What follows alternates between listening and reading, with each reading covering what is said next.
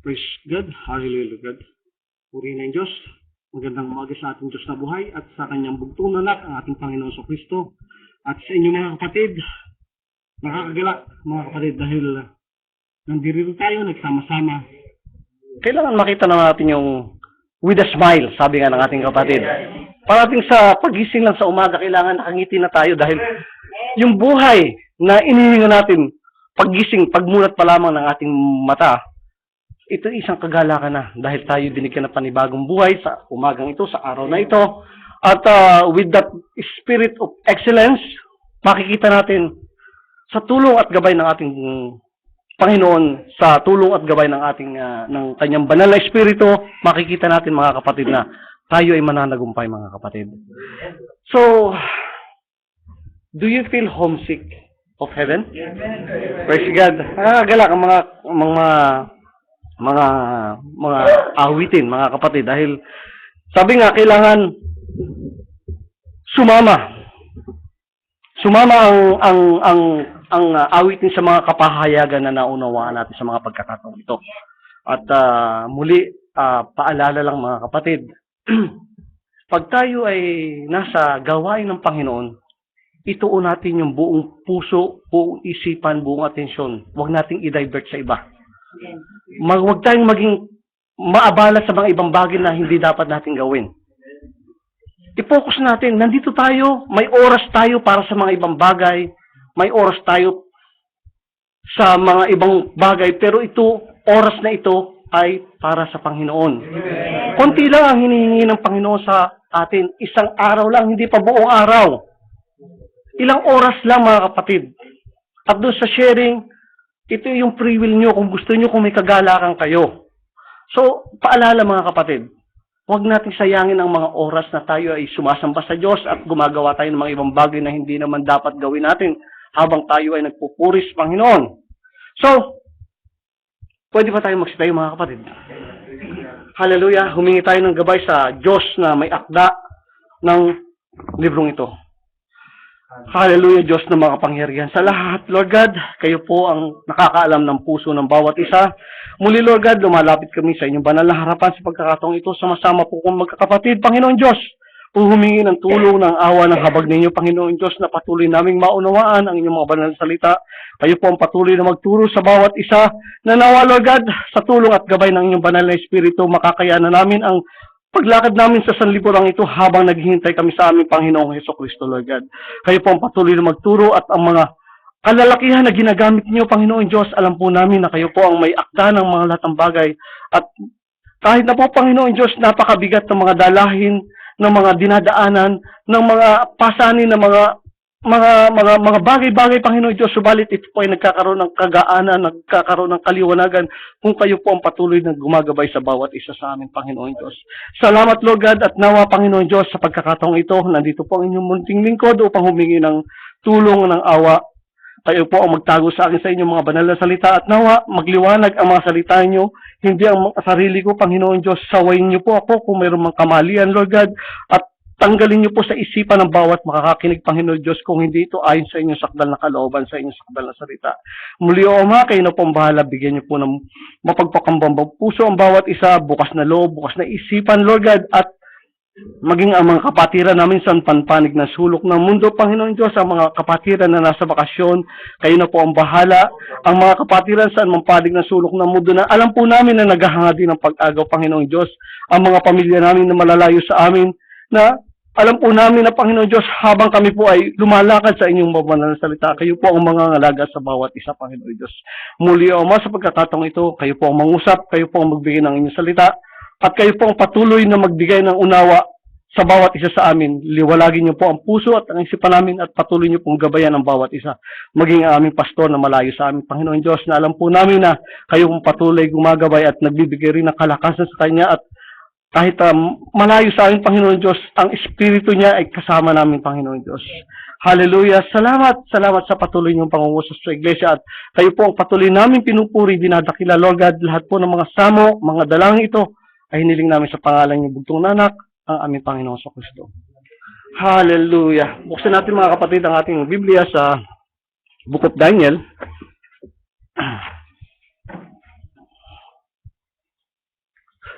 Sa Daniel 5:25. At ito ang sulat na nalagda. Mene, mene, tekel uparsin. And this is the writing that was written. Mene, mene, tekel uparsin.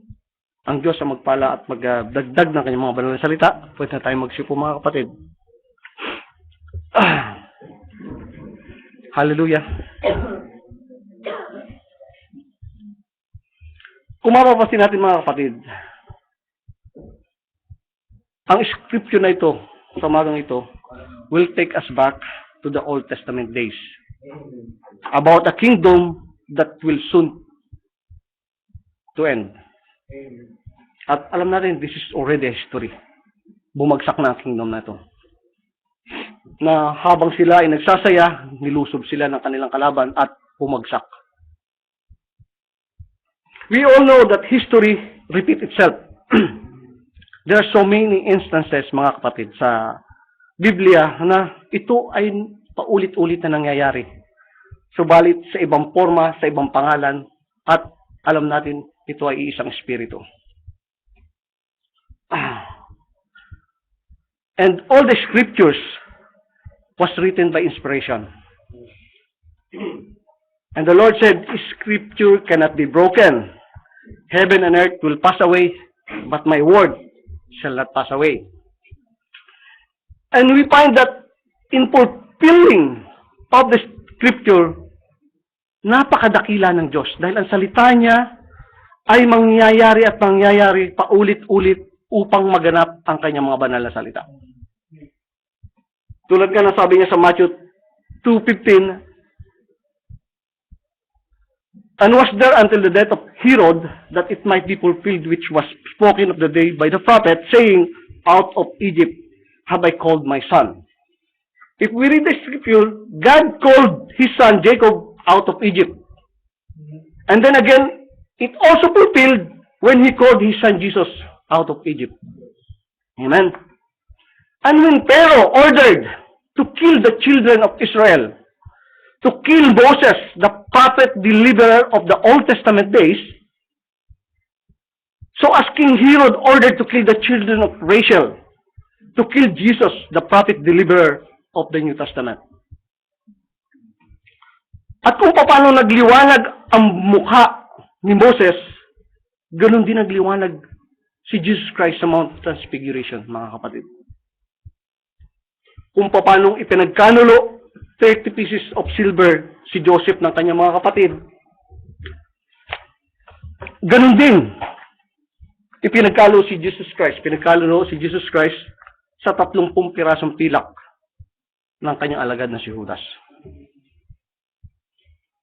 At kung paano hindi nakita si Enoch habang siya ay lumalakad kasama ng Diyos, at kung paano nakasakay sa chariot of fire si Elijah at inagaw sa langit, ganun din naman tayong naghihintay habang lumalakad sa salita ng Diyos, sa salita ng Panginoon, na agawin tayo in a twinkling of an eye upang makasama natin ang ating Diyos na buhay at ang ating Panginoon sa Kristo. And the word just keep repeating itself because it is inspired. Unlike na if we wrote a letter o tayo ay nag-send ng message, after reading it, once we know the content and we know the message, it serves its purpose. So, alam mo na, it is already insufficient, invalid, o wala ng halaga upang ito itago mo pa. But it was not so with God's eternal word. It is inspired. Sabi nga sa 2 Timothy 3:16, all scripture is given by inspiration of God and is profitable for doctrine, for reproof, for correction, for instruction in righteousness. Therefore, these scriptures, this Bible, whether you are believer or not, this is for all people, in all places, in all ages, to meet in all conditions and circumstances. That's why God keep repeating itself. It has to serve its purpose. And now we are heading to the final countdown, mga kapatid.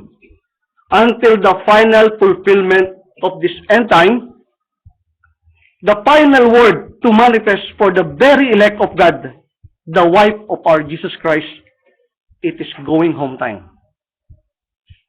Amen. Ang sabi nga sa 1 Thessalonians 4:17, then which we arrive and remain shall be caught up together with them in the clouds to meet the Lord in the air, and so shall we ever be with the Lord. Wherefore, comfort one another with His word.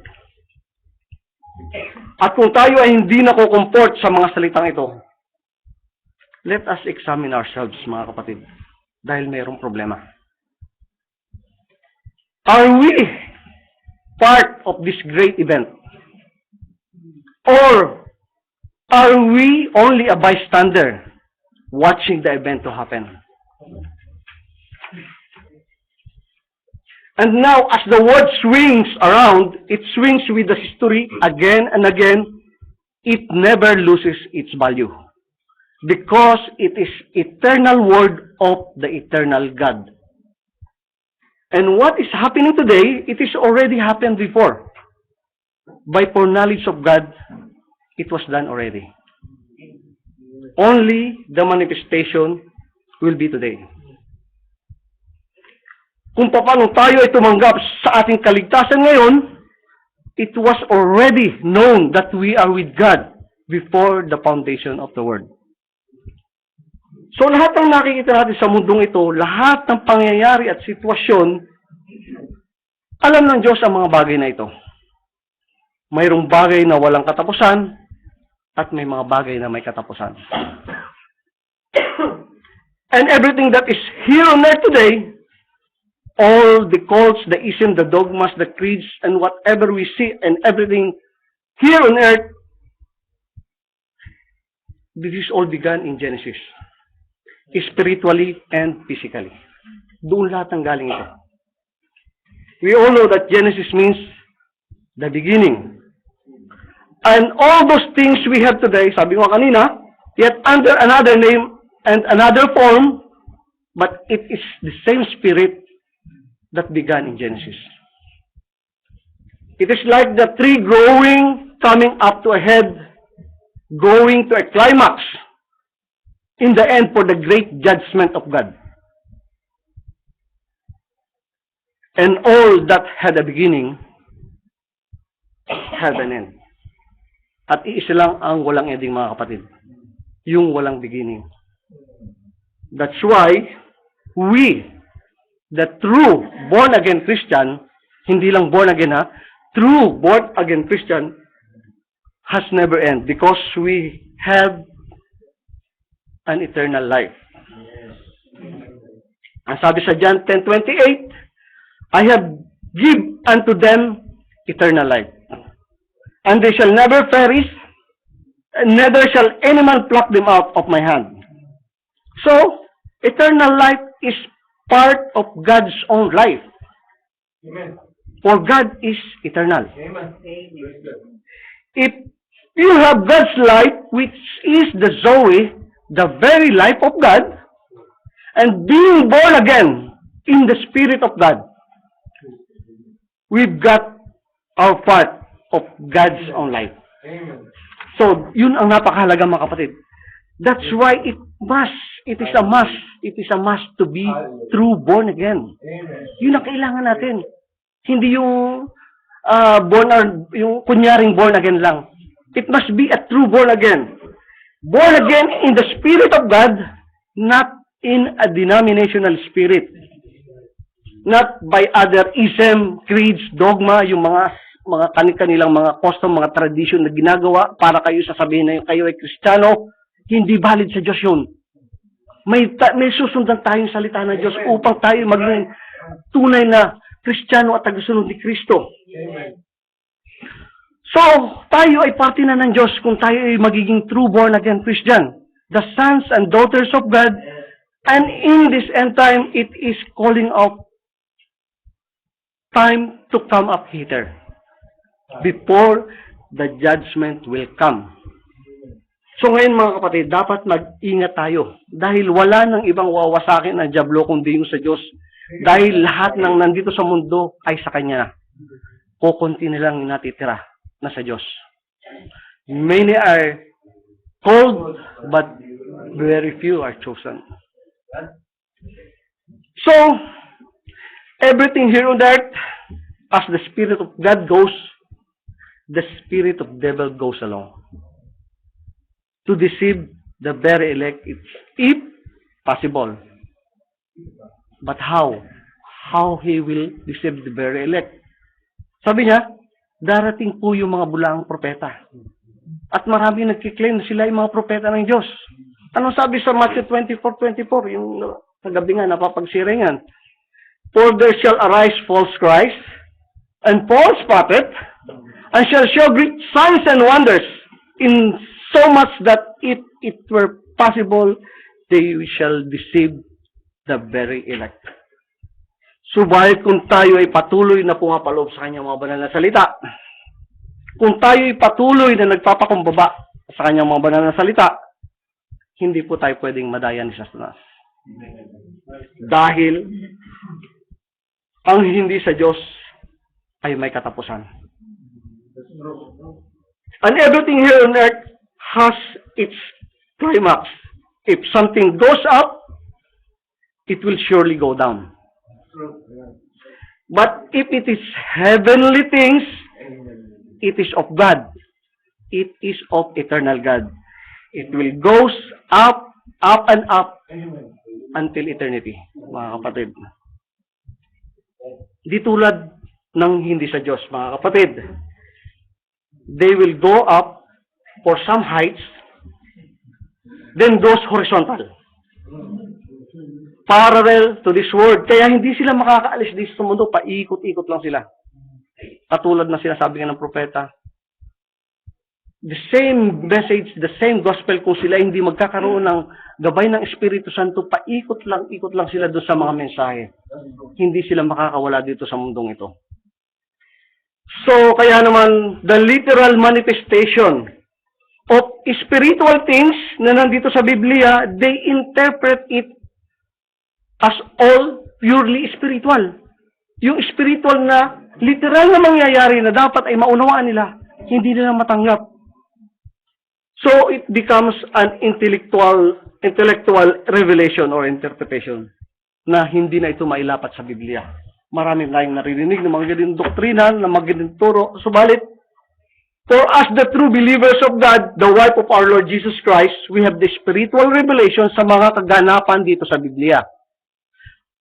With the right guidance of the Holy Ghost, we rightfully understand the Word of God, being so meek and humble with His Word, at nakita natin ang mga bagay at kalalagayan na magaganap sa tamang panahon. Marami na sa end-time believer ngayon, nagsasaya na dahil sa panahon natin, tayo raw ay nasa glorified body na. Ito raw ngayon, tayo raw ngayon ay millennium na. Secure na tayo. Ang iba nagsasabi, sigurado na tayo sa ating kaligtasan dahil na-rapture na tayo. Natapos na ang rapture. We are already in eternity. The same deceiving spirit, mga kapatid, noong panahon ni Apostol Pablo. Sa sinasabi ni Himeneos at saka ni Piletos, na ang pagkabuhay na mag-uli ay nakaraan na. Same deceiving spirit na gumalaw sa Genesis upang madaya sa Eva. Ano ang sabi sa 2 Timothy 2:17? And their word will eat as that encounter of whom is Himeneos and Piletos, who concerning the truth have erred, saying that the resurrection is past already, and overthrow the faith of some. So marami na rin nawala sa kanilang pananampalataya dahil tapos na pala, ano pang gagawin natin? Bakit pa tayo nandito? Ba't sa ngayon, nadagdagan pa yung nadaya ng espiritu na ito ni Himeneos at saka ni Piletos? Ba't sa kalalagayan natin sa mundong ito, mga kapatid, kung ganun ang claiming nila, Nakikita ba natin na may katotohanan ang mga bagay na ito?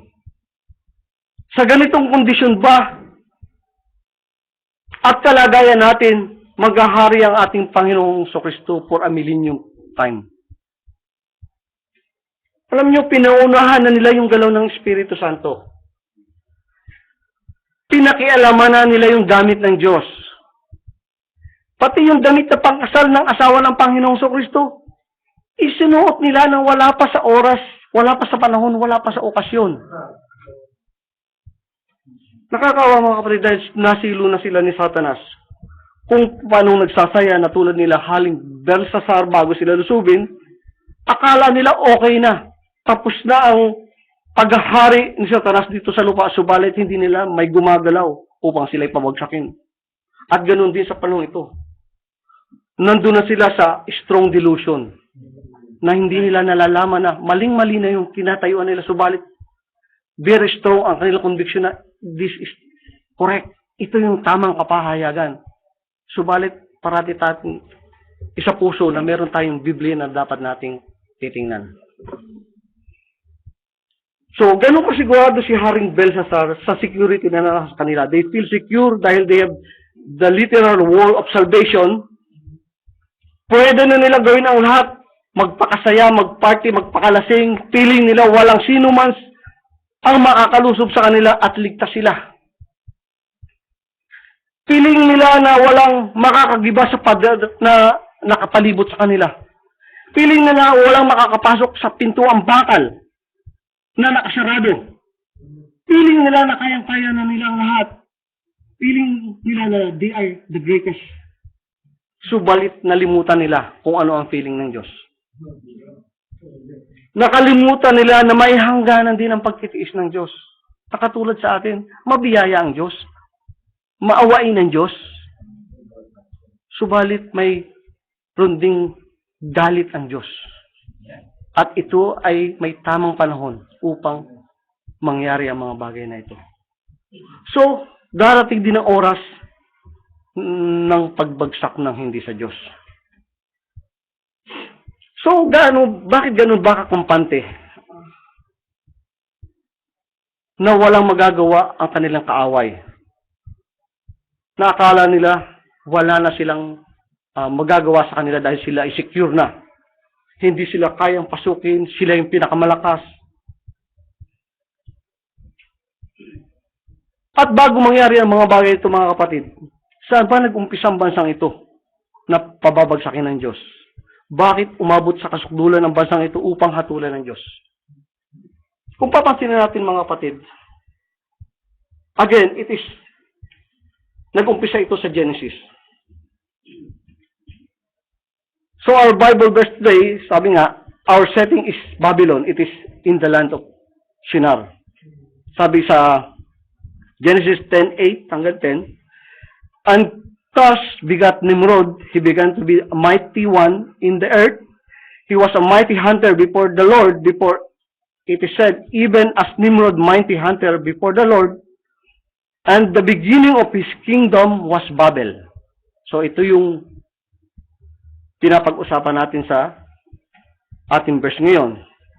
And Erich and Akkad and Kale in the land of Shinar. This is the beginning of Babel. Pansinin mga kapatid, ang Babel na ito sa Genesis 10:10, ang ibig sabihin nito, it is the gate of God. Kasi it was a Semite word pronounced Babilo. Yun ang unang meaning ng Babel na sinasabi dito. The gate of God. And right after the flood, kung babasahin natin sa Genesis 11 hanggang 1-4, sabi niya, and the whole earth was of one language and of one speech. And it came to pass as they journeyed from the east that they found the plain in the land of Shinar and they dwelt in. So dito nila nakita yung land of Shinar. And they said, one to another, go to, let us make brick and burn them thoroughly. And they had brick for stone and slime had they for mortar. And they said, go to, let us build us a city and a tower whose top may reach unto heaven, let us make us a name, lest we be scattered abroad upon the face of the whole earth. Dahil sa sila iisang wika at pananalita, nagkakaisa sila, nagkakaintindihan, napakalakas ng kanilang loob. They are very secure sa bawat isa. At napagkasundo nilang bumuo ng isang sudyad at gumawa ng tore na ang dulo nito ay makakaabot sa langit. Pansinin niyo ang kaisipan ng tao. At sa Genesis, kung susundan natin ang Genesis 11:5-9, sabi niya, "And the Lord came down to see the city and the tower, which the children of men builded. And the Lord said, Behold, the people is one, and they have all one language, and this they began to do, and now nothing will be restrained from them, which they have imagined to do." So, walang makapitigil. Let us go down and there confound their language, that they may not understand one another's speech. So the Lord scattered them abroad from hence upon the face of the earth, of all the earth, and they left off to build the city. So, nung pinaghiwa-hiwalay sila, at hindi na sila magkaintindihan, iniwanan na nila yung ginagawa nila. Therefore, in the name of it called Babel, because the Lord did there compound the language of all the earth, and from thence did the Lord scatter them abroad upon the face of all earth. That is why, mga kapatid, sabi nga, when they build the city and tower to reach heaven, this is not God-provided way. My way is not your way, my thought is not your thought. This is man-made idea, it is man-made ism, it is man-made creeds, dogma, and doctrine, which lead them into confusion. Kaya naman, yung Babel, naging meaning na it is confusion. Dati, it is napakaganda ng meaning. Gate of God. Pero naging confusion dahil masyado na nilang challenge sa Diyos. So ito mahirap sa mga taong sobrang matatalino. Kaya nilang kontrolin ang kapwa nila tao, at pag nagkasama-sama sila, ang akala nila kaya na nila ang lahat. Kaya naman nakakagawa sila ng mga plano at paraan upang makaabot at makalapit sa Diyos.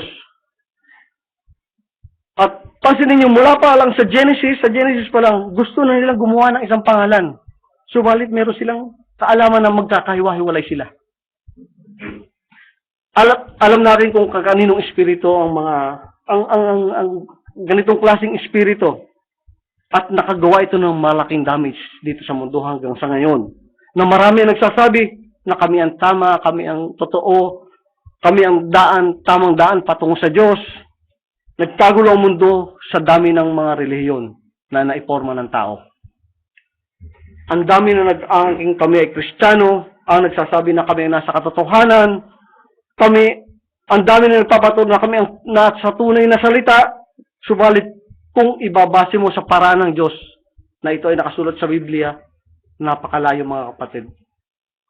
At nagkakaroon lamang ng lalong paguluhan at kalituhan. Ano ang sabi sa Proverbs 14:12? There is a way seemeth right unto a man, but the end thereof are the ways of death. So, for every Christian, it is a must to follow the provided way of God. To be called the follower of Jesus Christ, we have to obey the teachings of our Lord Jesus Christ to call ourselves Christ. Otherwise, we will not be considered as Christians. Marami kasi ang nagsasabing Kristiyano kami, pero bigyan mo ng verse, tatanggihan. Pabautismo kayo sa pangalan ng Panginoon sa Kristo. Ay, oneness yan. So, doon lang makikita mo, kung talagang sila ay tagasunod ni Kristo, lahat ng nakasulat dito, susundin nila. Wala silang itatapon. Hindi sila mamimili. Subalit yung espiritu ng pamimili, yun ang naging sanhi upang magkaroon ng kaguluhan dito sa mundong ito pagdating sa pagsamba sa ating Diyos. So now, kung papansin natin mga kapatid, sabi nga, the only way, God's provided way, is John 14:6. Jesus said unto him, I am the way, the truth, and the life. No man cometh unto the Father but by me. So, walang iba. So, kung talaga sinusunod natin ang ating Panginoon Kristo, tatanggapin na lahat ang mga nakasulat dito. Wala tayong itatapon, wala tayong tatanggihan. Patuloy tayong humihingi ng tamang unawa. Hindi tayo nangunguna sa banal na Espiritu upang tayo maggawa ng sarili nating interpretation pagdating sa mga kapahayagan sa Biblia. Now, kung papansin natin mga kapatid, lumabas muli ang Babel sa kalagitnaan ng Biblia. At ito ay sa ibang pangalan, sa ibang forma. Na ang pangalan ay Babylon at siya ang naghari dito sa lupa. Sabi niya, sa Daniel 1:1, in the third year of the reign of Joachim, king of Judah, came Nebuchadnezzar, king of Babylon, unto Jerusalem, and besieged it. So, sa panahon ni Nebuchadnezzar, dito niya kinubkob ang bansa ang Jerusalem. So, geographically and physically speaking, mga kapatid, Babylon was a mighty nation at that time. Parang siya yung USA. Siya yung pinakamalakas. Feeling of their great importance because Babylon is the leading nation in the old world. At makikita natin, he is the beginning of the Gentile kingdom. Pagdating doon sa kapahayagan ng panaginip na ipiniliwanag ni Daniel, na si Nebuchadnezzar yung ulo, yun yung ginto. Babylon was founded by Nimrod from the lineage of Ham, as mentioned in Genesis 10:10. So, si Nimrod, he is the evil man, and Babylon, ito yung once a capital of the world. So, historically speaking, Babylon is very famous and great city during the time of Nebuchadnezzar. All cities around, nagpipay sila ng tribute, taxes, and so forth. At napakaganda ng lugar na kinatatayuan ng Babylon, mga kapatid. Ang area niya is 10,000 hectares. The thickness of the outer wall, it is 22 feet. That is 6.7 meter. Ang height ng wall niya is around 90 feet, 27.5 meters. The height of tower, it is 100 feet, 30.5 meters. Kaya yung buong paligid, ang perimeter niya is 120 miles. The gate of the city is made of bronze, na ang lawak is 100 feet. So, makikita natin, napakatatag ng kingdom na to. Sa description pa lang talagang walang makakaisip na kumalaban sa kingdom na to. At ito ay nasa Great Fertile Valley of Shinar at talagang napakagandang kondisyon at irrigated by this Euphrates rivers and Tigris and Euphrates River. So, siyang matatawag nating agricultural center of the world. The most beautiful city at makikita natin, he has the one of the wonders of the world, 7 wonders of the world. This is the Hanging Garden of Babylon. Ang Hanging Garden of Babylon ito ay regalo niya sa asawa niya. Dahil nalulungkot yung asawa niya dahil ang asawa niya galing sa mga mapuno at mga mabundok na lugar, sila nasa kapatagan. Kaya pinagawa niya at yun ang ibinigay niya doon sa kanyang asawa. So ito ang naging parang attraction, kumbaga tourist attraction doon sa Babylon. At ang palasyo nila ay nasa gitna ng city. Nasa gitna ng lugar na yon. At ito ang parang nagsiserve na throne ng city. At kung papansinin natin, parang ginaya niya, kinopya niya ito dun sa trono ng Diyos na lumalabas ang tubig doon sa gitna ng trono ng Diyos. Na ang tronong ito, ang palasyong ito, sa gitna ay meron itong, yun doon lumalabas yung tubig ng Euphrates River. So makita natin na patuloy na gumagaya ang espiritong ito sa espiritu ng Diyos. So talagang si Satanas, he is a great trying hard copycat. Talagang gumagaya, kumukopya sa mga forma at galaw ng Diyos, kinukopya niya. Pati yung bautismo, makita natin, kinukopya rin niya. So maraming nadaya, mga kapatid. So, napaka-secure ng lugar na ito at makikita natin na, sabi nga, sa kapal ng pader, pwedeng yung 6 na chariot magkakarera. So, ganun ka luwang, ganun kakapal ang pader ng Babylon. At once magsarado ang gate, the people, the king of Babylon, ang feeling nila talagang secure na secure sila, wala nang makakagalaw sa kanila kahit sino man. And when the nation gets into that condition, mga kapatid, they think they can do everything. And nobody can bother them. And they can get by with it. Just like sa panahon natin, in this end time, marami na sa mga tao ang walang pakialam sa Diyos, mga kapatid. People has become so unconcerned about God, feeling nila pwede na silang mabuhay sa kahit na anong paraan. Kaya tulad nga ng mga anomalyang naglalabasan ngayon, mga kapatid. Kaya naman ang Pilipinas lubog sa utang. Pero saan napupunta ang mga pera na inutang? Hindi natin alam kung saan napupunta. Pero lalo naghihirap ang Pilipinas. At tayo mga taxpayer ang nagbabayad. So makikita natin, they feel they can get away with it.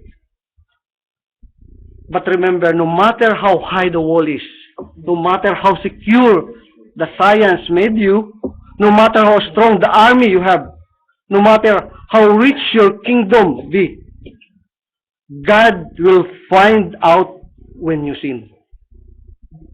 God will look down from heaven and God will judge you for your sin. So kaya sa atin, maaring sa pagsasama-sama natin ito, nakikita natin ang ginagawa natin na ayon sa salita ng Diyos. Subalit pag hiwa-hiwalay natin, hindi na natin alam kung anong ginagawa ng bawat isa sa atin. Pero ang Diyos ang nakakaalam ng puso, ng isipan ng mga ginagawa natin. So yun ang katakutan natin. Huwag natin katakutan yung mga kapatiran na makakakita sa atin. Ang katakutan natin yung Diyos na nakatunghay sa langit na ikaw, ano bang ginagawa mo? Pwede tayo mag-pretend na tayo ay lumalakad sa salita ng Diyos. Ako, pwede ako mag-pretend. Ikaw, tayo, pwede tayo mag-pretend. Nasabi natin, lumalakad ako sa salita ng Diyos. Nangangaral ako ng salita ng Diyos. Yun ang nakakatakot. Nangangaral ka sa salita ng Diyos, tapos iba yung manifestation ng buhay mo pagdating sa labas. Yun ang sinasabi ng ating kapatid na nakakatakot tumayo rito sa pulpito, mga kapatid. Na kahit ako talagang, buong linggo talagang halos hindi ako makatulog, mga kapatid. Talagang yung bigat ng nararamdaman ko, buti na lang tinulungan ako ng mga kapatid na sila na yung umako ng pagluluto ng ating literal na pagkain. So, purihin ng Diyos dahil talagang kahit gumagawa pa rin ng paraan ng mga ang Diyos na somehow magaanan yung kabigatan na dala-dala ng mga mananampalataya. Kaya kagabi nga dumating sa punto na talagang iba na yung tingin ko doon sa letra na binabasa ko at ginagawa ko. Nagdodoble na talaga. Sabi ko, Lord, parang hindi ko nakakayanin, tutulog muna ako. Kaya kanina nung pagka nagising ako ng medyo late, mga 5 na, sabi ko, Lord, parang kayo nang bahala talaga, hindi ko kaya ang mga bagay na ito, subalit hindi ako pwedeng humindi sa inyo. So, mga kapatid, sa mga pagkakamali, pagkakasala, sa unang panahon hanggang sa ngayon, hindi nagbabago ang Diyos. God never changed His attitude towards sin. It is the same today as it was before. And there is no hiding place in this world. There is only one secure place that we can get into if you sin. And that is the Word of God. Amen. Kung nagkasala ka, balik ka sa salita ng Diyos, humingi ka ng tawag sa Diyos. And it is only our Lord Jesus Christ that is our eternal security. So sila ang pwedeng makapagbigay nun. Sabi nga, nung nabasa ko doon sa isang binabahagi ng ating kapatid na propeta, kahit ang Diyos hindi ka pwedeng patawarin. Nagulat ako, bakit sinabi ng Diyos, ang tao, kahit ang tao, ang angel, ang Diyos mismo hindi ka pwedeng patawarin. Bakit? Sabi, nagulat ako, bakit ganun ang sinabi ng propeta? At kasi, He already provided a way. Nandun na kay Jesus Christ yung kaligtasan mo. Pag hindi mo tinanggap si Jesus Christ, walang magagawa ang Diyos sa'yo. Hindi ka maililigtas ng Diyos. So, through Jesus Christ only, doon lang tayo magkakaroon ng kaligtasan. Kung hindi ka dadaan kay Jesus Christ, hindi ka pwede patawarin ng Diyos. I am the way, the truth, and the life. No one cometh to the Father except by me, Jesus Christ. So, no way. Kahit ang Diyos, gusto ko mang iligtas ng Diyos, wala siyang magagawa. So, as a Christian, are we really secure? As a person, are we confident enough na masasabi natin tayo ay Kristiyano? O maaaring dinadaya lamang na natin ang ating sarili? At madalas pagdating sa financial security, diyan nagkakaroon ng maraming problema. Sabi nga, mahirap pumasok sa kaharian ng langit ang mayaman. Mabuti pa yung kamelyo. Nakakapasok sa butas ng karayom. Isipin mo kung paano makakapasok. Ibig sabihin talaga napakahirap ng mayaman na pumasok sa kaharian ng langit. So, when we are becoming self-sufficient, masyadong tayong nagiging kampante sa atin. Para bang kaya na natin, hindi na natin kailangan ng Diyos. At doon nag-uumpisa na tayo magkakaroon ng mga pagkakasala at pagkakamali. Kasi kaya natin yung sarili natin eh. Subalit, pag patuloy tayong umaasa lamang sa Diyos, patuloy tayong gagabayan ng Diyos. At sabi nga yung panalangin na, bigyan mo po kami ng pagkain araw-araw. Hindi ng buong isang linggo, hindi ng buong isang buwan o isang taon. Dahil pag binigyan ka na ng pagkain sa buong isang taon, baka makalimutan mo na mag-pray. So ganun kadakila ang Diyos na tayo hindi pinababayaan. Sa simpleng instruction na ganun, pinapaalalahan ng Diyos na huwag kang makalimot, anak. So, madalas kasi mga kapatid, sa anumang mga material na bagay, pag dumarating sa atin, we are hardly praising God sometimes. At kung dumating naman yung problema, we immediately blaming God. Meron namang sitwasyon na we are easily praising God dahil marami ang material na dumarating sa atin, mga pinansyal. At habang tumatagal, nagkakaroon naman tayo ng panlalamig sa ating pananampalataya. So dahil mismo yung dumarating sa atin, yun ang nagiging dahilan upang tayo ay malayo sa Diyos. Nawa, makita natin mga bagay nito mga kapatid. Dahil masyadong matalino ang kaaway. Lahat ng paraan gagamitin niya para kayo ay madaya. Para tayo ay madaya. Sabi nga sa Matthew 6:33, "But seek ye first the kingdom of God and His righteousness, and all these things shall be added unto you." Unahin natin ang Diyos. Sabi nga, malaki ang pagkakaiba ng ganito sitwasyon mga kapatid. You are seeking the kingdom of God dahil doon sa mga things na it will be added unto you. Doon ka nakapokus. Subalit, you have seek the kingdom of God, nakuha mo na yun, at naidadagdag na lamang itong mga bagay na ito. Nakuha mo na kaya hindi mo kailangang kumbaga pag-isipan yan. Siya na mismo ang kusang dumarating. Sabi nga, yung mga persecution, yung mga problema, mauubos din yan. Once na nauubos yan, puro blessing nang darating yan. Hindi mo na mapipigilan yan. Wala kang sukat na silid na kalalagyan pag dumating ang blessings na yan. Kaya doon sa mga blessing na natatanggap natin mga kapatid, huwag natin sayangin. We keep it ourselves na galing ito sa Diyos. Pangangatawanan ko ito. Patuloy akong lalakad dahil nga hindi lang yung blessing na tinitingnan kundi yung kaligtasan, yung eternal security mo. Doon ka nakapokus at sumusunod sa iyo ang mga literal na blessing na ito sa sanlibutan ito. Yun ang parati nating isipin. Huwag tayong mag-focus doon sa mga bagay na material na ito. Bayaan mo lang sumunod. Sabi niya, yung science, ito ay susunod sa atin, hindi yung science ang susundan natin. Kaya katulad nga yung parating ikinikwento, sabi nga may isang nagpipray na, Lord, bigyan mo naman ako ng isang grocery para makapaglingkod ako sa iyo dahil wala naman akong paraan para makapagbigay sa inyo ng pera o ganito. So, binigyan ng Panginoon. Bago bigyan siya ng Panginoon, lagi siya nag-aatin ng gawain. Nang binigyan siya, nagbabantay siya sa tindahan. Tapos sabi, bakit hindi ka na umattend? Walang magbabantay sa grocery ko. So, yun yung mga bagay na yun, mga kapatid. Yung mga blessings na naglalayo sa Diyos, hindi blessings yan. Pandidisib ni Satanas yan. So, marami kasi ang nag-iisip na pagka may dumating na mga grasya, blessing yan. Pero ang blessing ng Diyos, pag once na dumating yan, lalo kang inilalapit niya, kinakapit ka sa salita ng Diyos. Yun ang blessing. Pero pag inilalayo ka niyan, diablo, kaya nagbibigay ang diablo, mga kapatid, para lang madaya ka. So, the blessing of God will move you closer to God, and the deceiving of Satan will move you away from God. This is another way of building a wall as a superficial security, mga kapatid. So, the sign shall follow us, not we following the sign. Sa tamang kapahayagan na may mababang puso, God will provide us everything, mga kapatid. Tayo ay bibigyan ng Diyos, hindi tayo pababayaan ng Diyos. Yung mga ibon nga eh. Sabi nga, yung mga ibon. Hindi ka nagugutom, hindi naman silang tatrabaho. Tayo pa kayang tao na napakahalaga sa Diyos. So, nalaman natin sa Genesis, nag-umpisa ang Babel na ito. At sa panahon ni Daniel, nakita natin kung paano naghari na nagana ang Babylon. At alam natin sa mundo, lahat ng may simula ay may katapusan.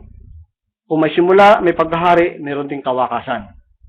At muli, mababasa natin sa Biblia, sa huling aklat ng Biblia ang Babylon, mga kapatid. Kung babasahin natin sa Revelation 18:2. And he cried mightily with strong voice, saying, Babylon the great is fallen, and is become the habitation of devils and the hold of every foul spirit and cage of every unclean and hateful birds. Ito na yung hatol at pagbagsak ng Babylon. At sa panahon ni Nebuchadnezzar, nung ma-turn over niya ito, ang kanyang paghari, kaya Haring Belshazzar na, again, another wicked and evil king, dito nagkaroon ng katuparan yung sinasabi nating mene tekel upersin. The doom of the kingdom will soon to come.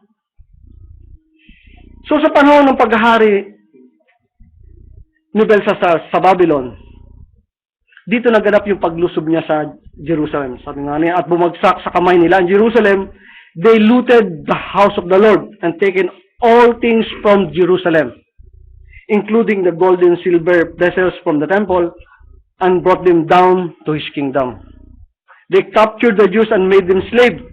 Lahat ng mapapakinabangan nila, mga kapatid, in terms of science, medicine, military, economy, they use their knowledge and skill mula doon sa mga Hudyo.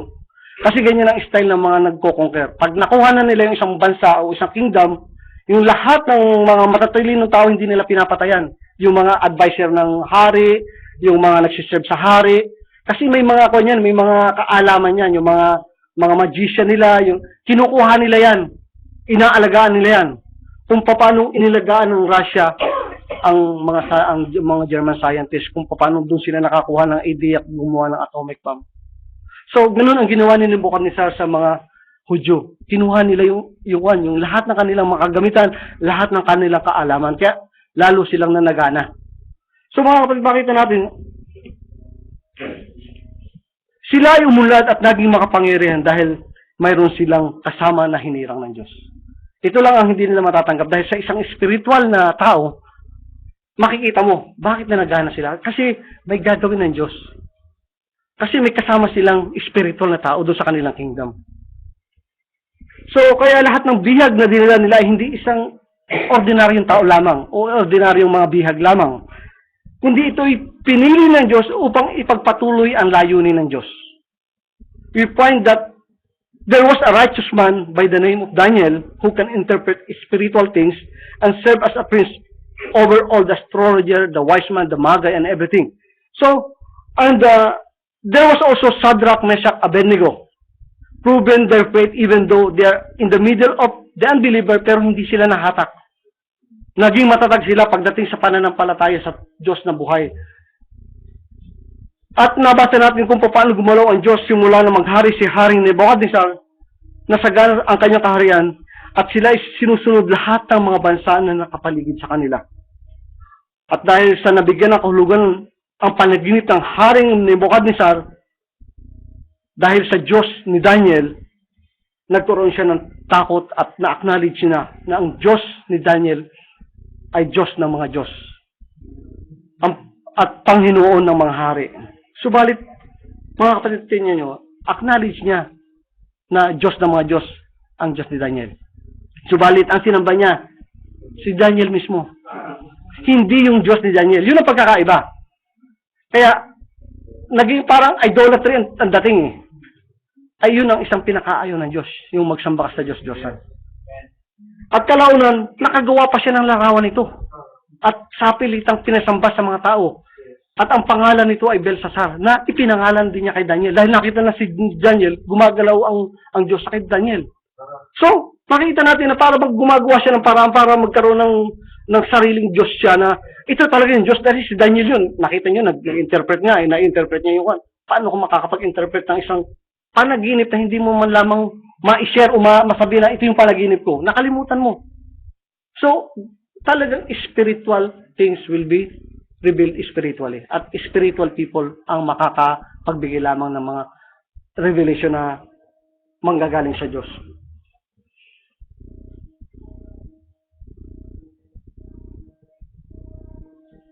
So, at mga kapatid, makikita natin, yung pagbibigay niya ng isang panambahang larawan, ito ang naging dahilan upang ipatapon si Meshach, Shadrach, Abednego sa hurnong na pinainit ng makapitong beses. At muli gumalaw ang Diyos. Pinatunayan ng Diyos ng kung sino yung Diyos talaga ni Meshach, Shadrach, Abednego. At sa pagkakataong yun, sila ay iniligtas at inalis sa horno na hindi man lamang sila napasok o may kaunting sunog man lamang. At muli, sa pagkakataong yung pinuri ni Nebuchadnezzar ang Diyos ni Shadrach, Meshach, Abednego dahil nagsugo siya ng anghel at iniligtas sila sa mainit na horno. Wala pa rin yung yung talaga dapat, ito na yung Diyos na sambahin natin. Dapat ganun ang magiging attitude ng isang nakakita ng ganung klaseng sabi natin milagro o sabi natin talagang nakakaibang bagay na napakamakapangyarihang bagay na magagawa ng isang Diyos na buhay. At nagbigay ng decree ang Haring Nebuchadnezzar na sino man na magsalita ng kapulaan laban sa Diyos ni Meshach, Shadrach, Abednego ay pagputol-putulin at gagawing tapunan ng dumi ang kanilang tahanan. So, makita natin, acknowledge niya, admit niya talagang gumagalaw yung Diyos nila eh. So, maraming miracles, signs, and wonder ang nakita ng hari tungkol sa Diyos ni Daniel, ni Meshach, Shadrach, Abednego. Subalit, iba pa rin yung Diyos na sinasamba niya. Kahit na inamin niya na ang Diyos nila ay yung Diyos ng mga Diyos. At nung nagkaroon ng panaginip na isang punong kahoy, ang Haring Nebuchadnezzar doon nagkaroon na ng talagang sa kanya na mangyayari yung mismong panaginip. So, sa Daniel 4:10-15, dito makikita natin kung babasahin natin, ito yung isang puno na tumaas ng napakatayog at pinapuputol. At ito yung sumisimbolo na ikaw yan, sabi niya. Sabi nga dito sa pagpapaliwanag ni Daniel kung ano yung panaginip, sa Daniel 4:24, this is the interpretation. O King, this is the decree of the Most High, which is come upon my Lord the King. Daniel 4:24. That they shall drive thee from men, and the dwelling beasts, and the dwelling shall be with the beasts of the field, and they shall make thee to eat grass as oxen, and they shall wet thee with the dew of heaven, and 7 times shall pass over thee till that the Most High ruleth in the kingdom of men, and giveth it to whomsoever he will. And whereas they commanded to leave the stamp of the 3 truths, thy kingdom shall be sure unto thee, after that thou shalt have known that the heaven do rule.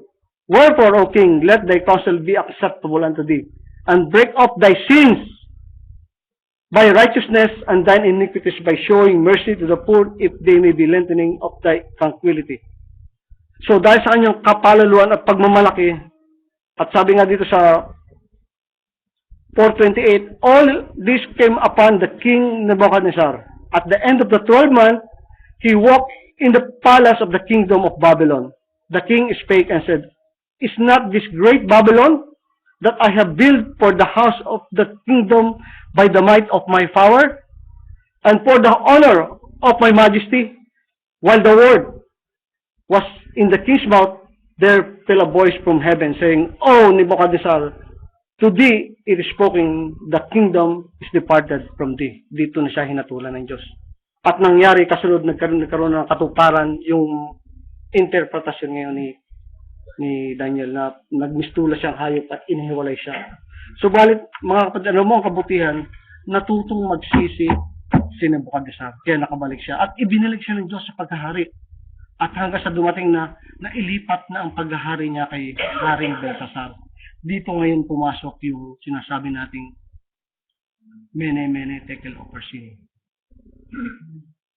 So, nananggalik ang kaharian at nung panahon ng kanyang sinabi dito na anak niya si Belshazzar, pero actually in the history parang ang lumalagay na siya ay apo. Si Nicodemus ang kanyang tatay at siya ay apo, anak ni Nicodemus at si Nicodemus ang anak ni Nebuchadnezzar. So makikita natin mga kapatid,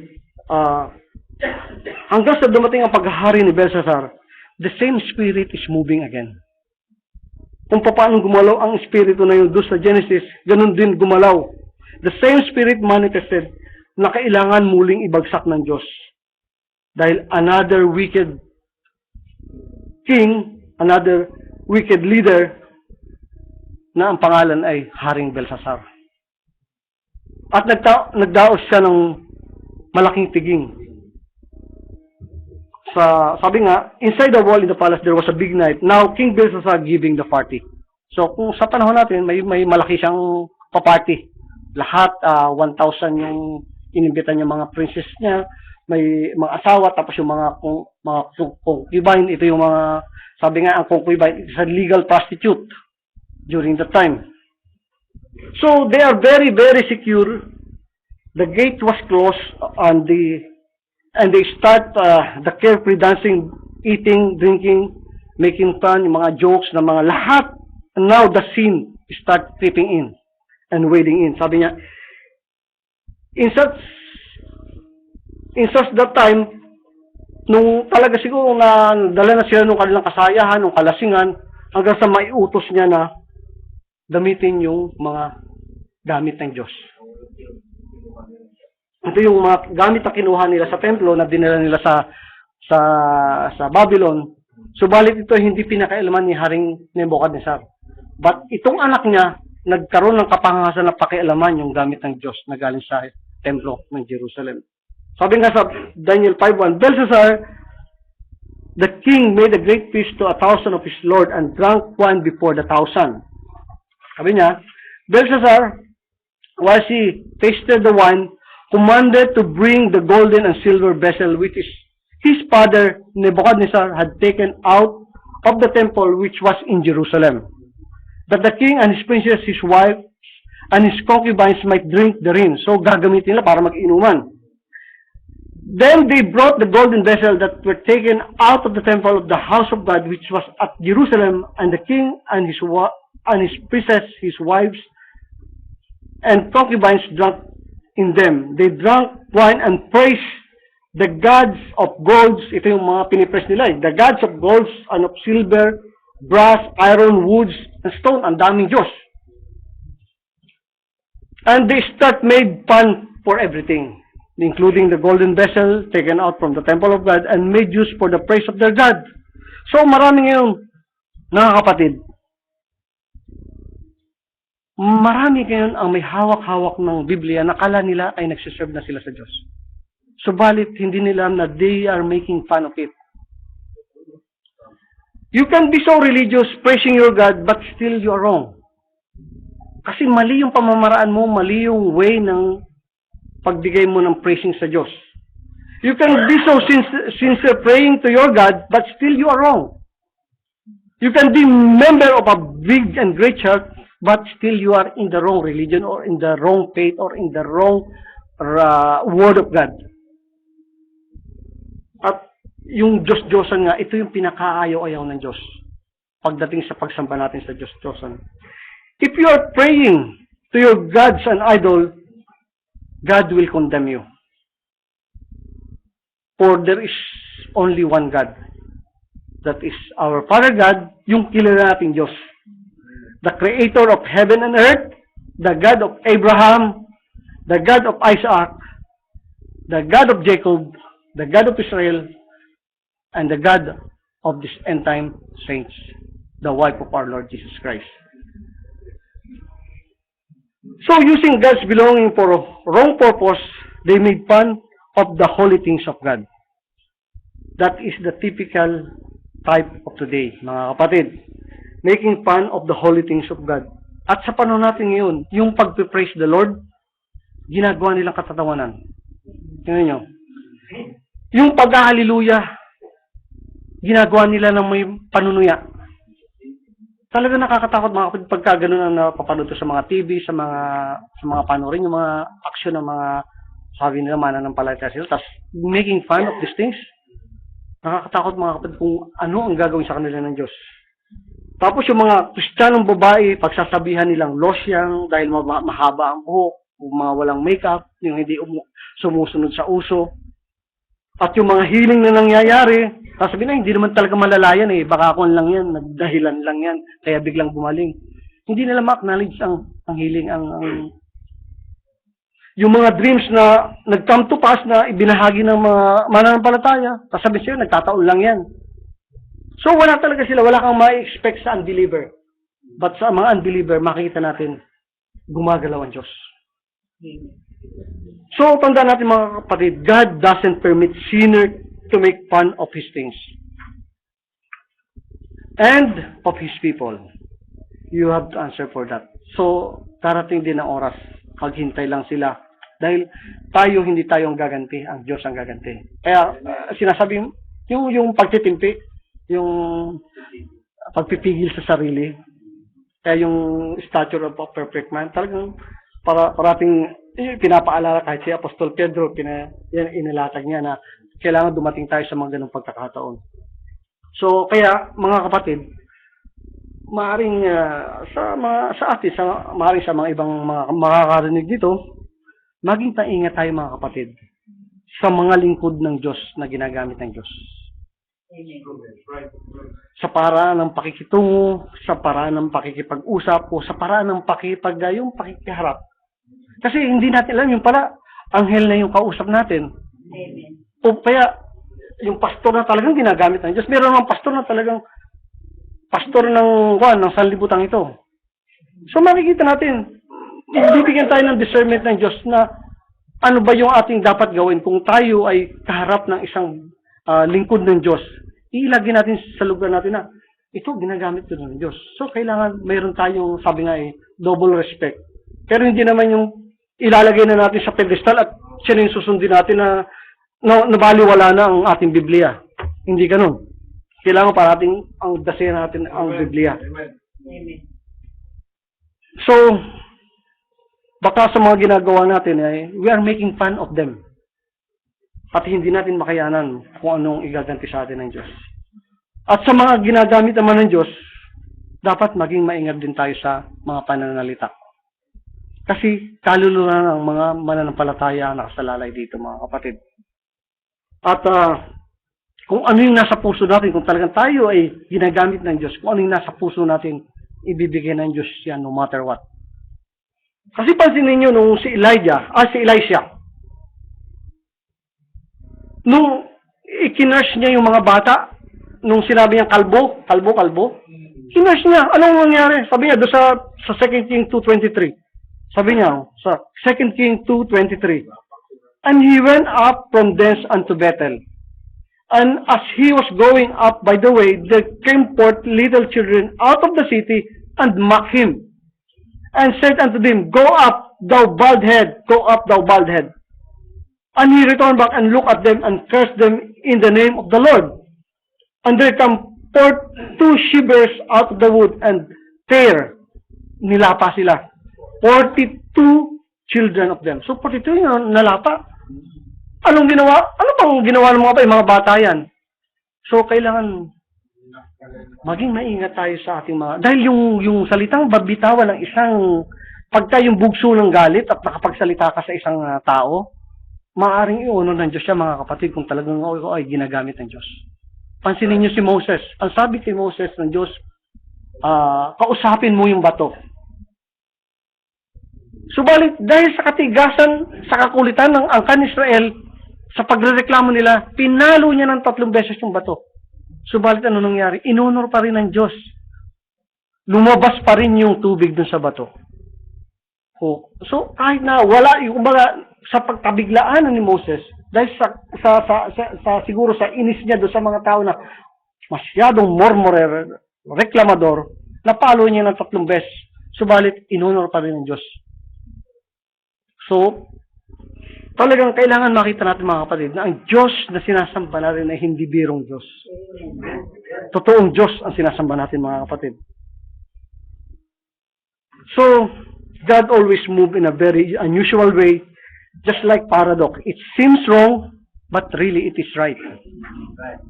There is always a purpose for every word of God written in the Bible.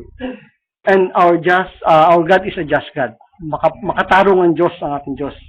So if you close the gate to cover your sin and hide your sin behind the wall, don't ever think that you can hide from God. Don't expect na sa pintuan siya dadaan. Kaya naman suddenly, in the middle of the feast, there was a God handwriting on the wall. Biglang may nagsulat doon sa kalagitnaan ng kanilang pagtitipon, sa kalagitnaan ng kanilang party. Sabi sa Daniel 5:5, in the same hour came 4 fingers of a man's hand. So, and wrote over against the candlestick upon the plaster of the wall of the king's palace, and the king saw the part of the hand that wrote. So, mismo yung hari ang nakakita. Kaya, pag sinabi ng hari na nakita niya, walang hindi pwedeng maniwala dyan. So, pansinin nyo, God doesn't do things in a corner, mga kapatid. Notice, God always working under the light, for He is the eternal light. And we can see that light only is through our Lord Jesus Christ. And this handwriting on the wall, tipot larawan yan ng handwriting on the Mount Calvary. Sa John 3:16, for God so loved the world that He gave His only begotten Son, that whosoever believeth on Him should not perish but have everlasting life. For God sent not His Son unto the world to condemn the world, but that the world through Him might be saved. But, alam mo mga kapatid, they are blinded. They cannot understand what is written in 3:16. Literally, nababasa nila lahat. Memoribus nga yan eh. But letra ang nakikita nila. Hindi nila maunawaan yung the spirit behind. Na ito ay may relasyon. Maging sa Godhead. Do sa John 1:1. In the beginning was the Word, and the Word was with God, and the Word was God. So, they don't know the spiritual things. They are looking Jesus in flesh. Tao lamang yan. So, marami ang mga bagay na hindi maunawaan ng isang karnal na mananampalataya. Subalit ang spiritual na mananampalataya, ito ay talagang maunawaan niya. At kung ipagpatuloy natin mga kapatid sa Daniel 5:6, then the king's countenance was changed. Nung makita niya yung nakasulat, his thoughts troubled him so that the joints of his loins were loose, and his knees smote one against another. So nang kuwan siya, parang nanggaglagan yung mga kuwan niya, yung mga joints niya, nagtalasan. So, pansinin niyo, things that not of God can easily be shaken and loosened. If you are of God, your foundation will be the rock. Amen. That is the sure foundation, Amen. the rock of revelation Amen. of our Lord Jesus Christ. The true knowledge of who is your God and who is His Son, Christ Jesus. Ngayon, kung papagpatuloy natin sa 7, the king cried aloud to bring to bring in the astrologer, the Chaldean, and the soothsayers, and the king spake and said to the wise men of Babylon, whosoever shall read this writing and show me the interpretation thereof shall be clothed with scarlet, have a chain of gold about his neck, and shall be the third ruler in the kingdom. So walang makabasa nung nakasulat. So, paano mo ma-interpret yung hindi mo mabasa? Katulad din ng paano mo ma-interpret ang panaginip na nalimutan. So, the same spirit, the same situation. Na ganun sitwasyon para ipakilala kung gaano kadakila ang Diyos. And what is written on the wall, nobody can read because it is supernatural. And if they can't read, how much more they can interpret. They don't know to read the unknown language. They don't know how to interpret heavenly language. At sa panahon natin, mga kapatid, call all the priests, the pastor, the reverend. They can report all books, the philosophy books, or kung ano man yung mga libro nila sa mga library nila. The writing is out of this world. It is heavenly. You see, spiritual things are spiritually understood. At gagamitin niya spiritual man. So, tulad nung makausap ni Nicodemus si Jesus Christ. Alam mo, sabi niya, Nicodemus, yung mga makalupang mga pananalita, hindi mo na maintindihan na pinapaliwanag niya, yung pagiging born again. Paano pa yung mga heavenly things? So, makikita natin.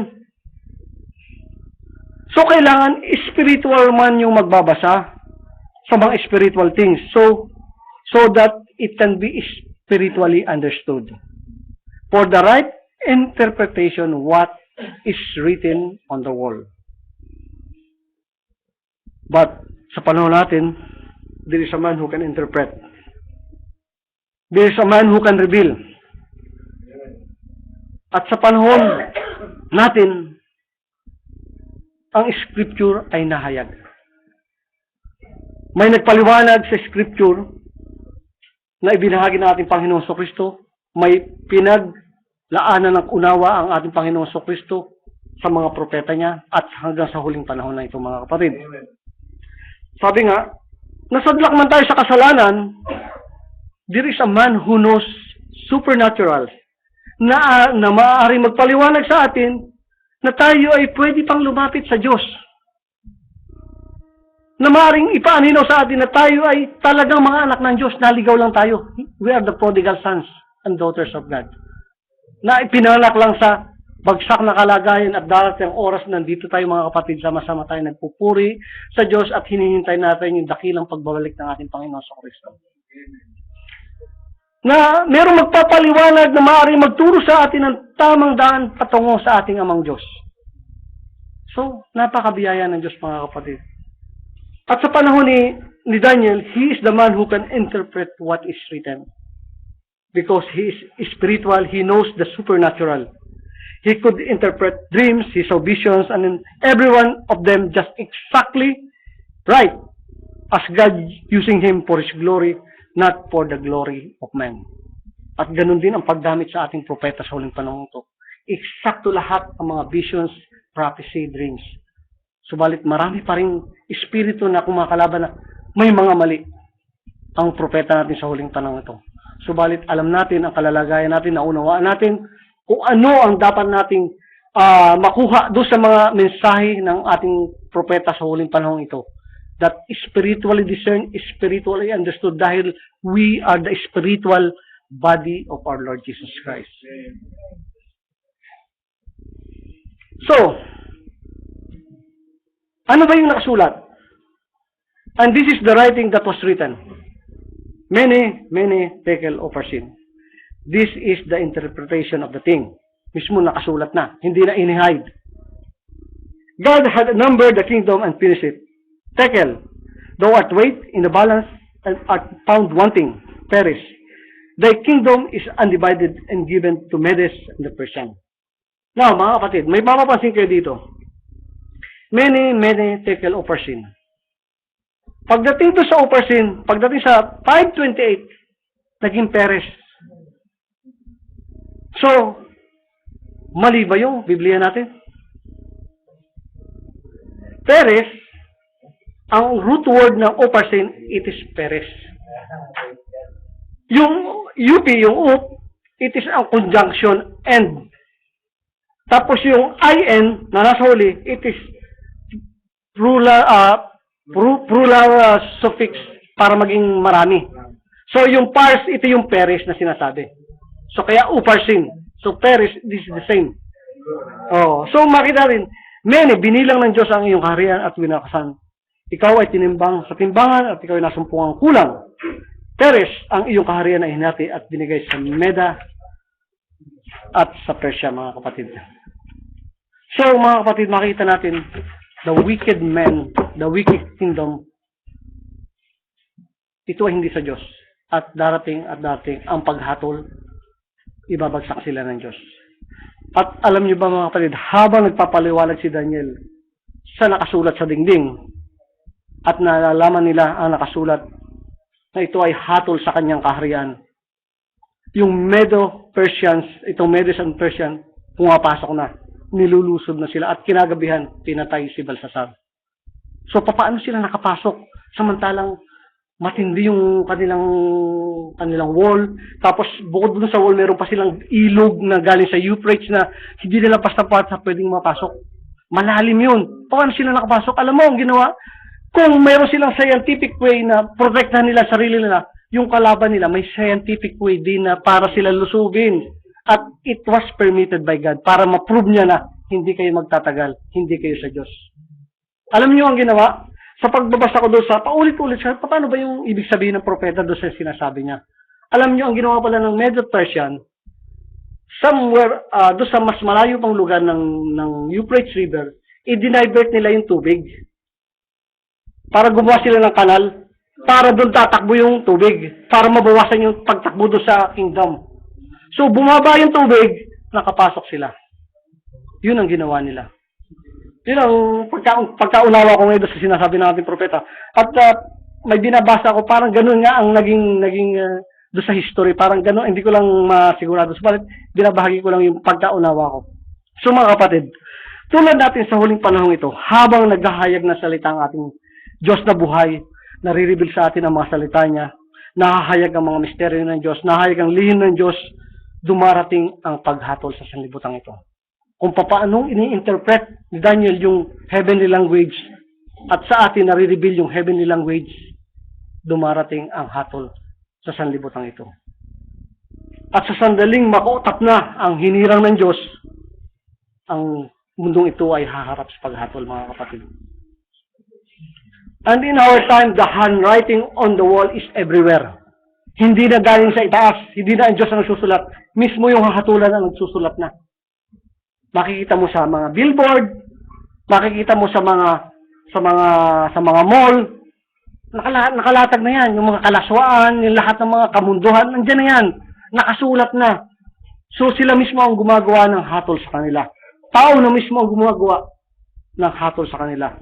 Kasi sabi nga sa 2 Timothy 3:1, this know also that in the last days perilous times shall come, for men shall be lovers of their own selves, covetous, boaster, proud, blasphemers, disobedient to parents, unthankful and holy, without natural affection, truth breaker, false accuser, incontinent, fierce, despiser of those that are good, traitors, heady, high-minded, lovers of pleasures, more than lovers of God, having a form of godliness. Ito matindi.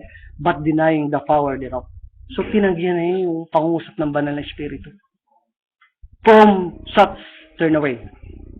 The wickedness of the people will judge the wickedness of this world. Kung paano ang wicked na si King Belshazzar will judge by another wicked nation. Kaya kung iharap sa bawat isa sa atin, ang Matthew 28:19, Acts 2:38, Malachi 4, Luke 17, Revelation 10:7, many tekel uparsin. Binilang tayo at tinambang nasumpungan ba tayong kulang? Hindi tayo nasumpungan kulang, mga kapatid, dahil makakasama tayo sa rapture. Hindi na tayo dadating dun sa sinasabi nating uparsin. Dalawang kalalagayan ang haharapin ng tao. Either you have the eternal life or the eternal, or this lake of fire, the damnation. So, hindi tayo harap doon. Ang harap doon, yung magkakaroon ng second resurrection. So, mga kapatid, mapalad tayo at tayo ay binigyan ng tamang unawa na interpret sa atin ng ating Diyos na buhay ang kanyang mga banal na salita sa tulong at gabay ng kanyang mga propeta. Siya ang nagbigay ng tamang kapahayagan, hindi yung sarili nating kaunawaan. Siya ang nagbigay ng tamang kahulugan sa lahat ng mangyayari at tamang kapanahunan upang mangyari ang mga bagay-bagay dito sa Biblia. At eksakto, mga kapatid, we are waiting for that great event, ang pagdating ng ating Panginoon sa Kristo, and we will meet Him in the air. So, purihin ang Diyos, mabiyaya ang Diyos, at magsitayo ito, mga kapatid, magpasalamat sa ating Diyos na buhay. Praise God, hallelujah, dakilang Diyos. Muli, Lord God, nagpapasalamat po kami sa mga oras na nagdaan sa patuloy niyong pangungusap sa bawat isa. Nanawa, Lord God, naging talugod-lugod ang mga buhay namin ito sa mga biyaya at pagpala ng mga salita niyo na patuloy niyong ibinibigay upang maging matatag ang bawat isa sa amin, Panginoon Diyos. Lord God, muli, humihingi po ako ng paumanhin, o kung may nabanggit man, Panginoon Diyos, ako na hindi naging kalugod-lugod, Lord God, ituwid niyo po, Panginoon Diyos, sa mga nakarinig ang mga salitang ito, at huwag niyong itimo sa kanilang puso. Ang itim niyo po, Panginoon Diyos, sa kanilang mga puso at isipan ay kung paano maging matatag ang iglesia ng aming Panginoon sa Kristo, upang sa pagdating sa meeting in the air, Lord God, ay patuloy kaming magkakaroon ng kagalakan na naghihintay kami na pagdating niya, kami po ay nandun sa kainitan ng pananampalataya, Panginoon Diyos. Salamat, Lord God, at nawa, Panginoon Diyos, sa mga nakarinig sa naabot ng internet, Panginoon Diyos, kayo pong patuloy na magbukas ng mga salita niyo, mag-isa aming mga pamilya na napakalalayo sa amin, Lord God.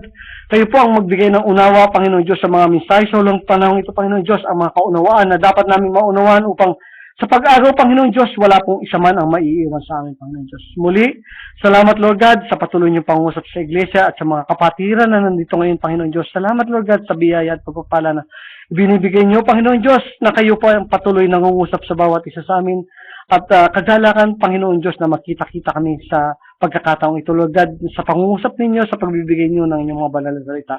Muli, O Ama, patuloy po kaming dumadalangin, Lord God, sa mga kapatiran namin na wala pa dito, Panginoon Diyos, na kung saan man panig ng sulok ng mundo sila, naroon, Lord God, alam po namin na magkita-kita po kami sa alapaap upang salubungin ang aming Panginoong sa Kristo, Lord God. At sa mga kapatid po namin na nasa bakasyon, si Brother Clive, Panginoon Diyos, si Brother Eugene at ang kanyang pamilya, Panginoon Diyos, ang aming bagong kapatid, kayo na po ang bahala, Lord God, alam po namin, at alam po niyo ang mga pangailangan ng bawat isa, Panginoon Diyos. Maging ang aming kapatid, si Brother Alex, Lord God, na nauuwi bukas, Lord.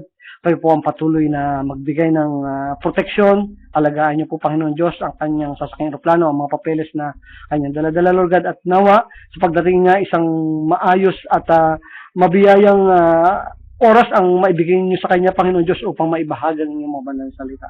Tulungan niyo po kami, Panginoon Diyos, sa pagkakataong ito, Lord God. Wala po kaming iniisip kundi ang kagalakan na kayo ang patuloy na nangungusap sa iglesyang ito. At alam po namin, at totoo ang iyong mga pangako at ito ay matutupad. At inaasahan po namin at hinahawakan po namin, Panginoon Diyos, na mangyayari ang mga bagay nito. Muli, O Ma, salamat, Panginoon Diyos, at kayo na po magbigay ng protection sa bawat isa habang kami po ay naghihintay sa aming Panginoon sa Kristo, maging aming mga pamilya na malalayo sa amin. Sa piling namin, Panginoon Diyos, kayo po ang patuloy na magbigay ng protection upang hindi sila galaw ng masama. At ang mga pangangailangan habang naghihintay kami sa aming Panginoon sa Kristo, spiritual, una-una, mga physical at mga material at mga pinansyal na bagay, Lord God. Alam po namin na kayo po ang hindi nagkukulang na Diyos, kayo po ang magbibigay ng Diyos at sa inyo po lahat ng gagaling bagay. Binabalik namin ang pinakamataas na papurit, pagsamba, ang pasasalamat ito, Lord God. Purihin kayo, dakilain kayo sa matamis na pangalan ng inyong bugtong na anak, ang aming Panginoon sa Kristo. Amen, Lord.